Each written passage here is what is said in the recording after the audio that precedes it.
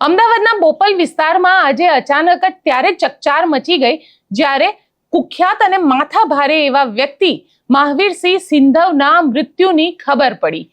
લોકો અચંબામાં હતા કારણ કે મહાવીરસિંહ સિંધવ જે પોતે ખૂબ કુખ્યાત હતો, લોરેન્સ બિશ્નોઈ ગેંગ સાથે તેનું નામ જોડાયેલું હતું। આ એ વ્યક્તિ હતો કે જે ડ્રગ સપ્લાય માટે પોલીસ દ્વારા તેની ધરપકડ પણ કરવામાં આવી હતી। તે વ્યક્તિ આજે ચોથા માળેથી નીચે પટકાઈને તેનું મૃત્યુ થયું હતું।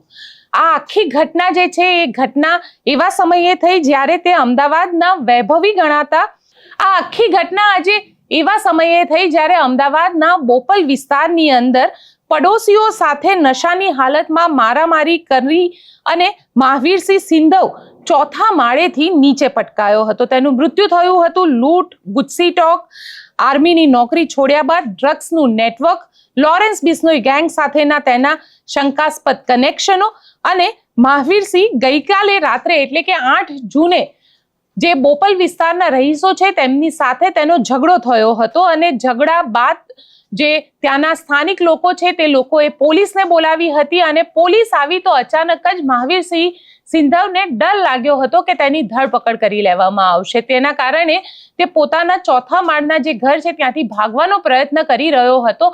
અચાનક જ તેનો પગ જે છે તે લપસી ગયો અને તે ચોથા માળેથી નીચે પડ્યો અને જેના કારણે તેનું મૃત્યુ થયું છે।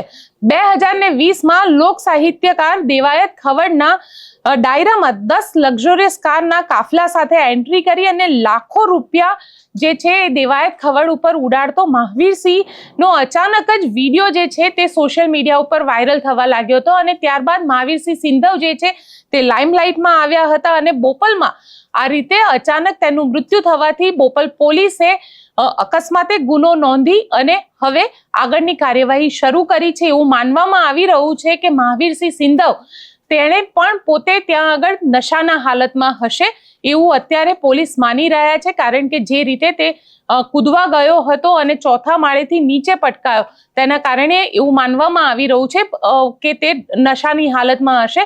પોલીસ તેના પોસ્ટમોર્ટમ રિપોર્ટની અત્યારે રાહ જોઈ રહી છે।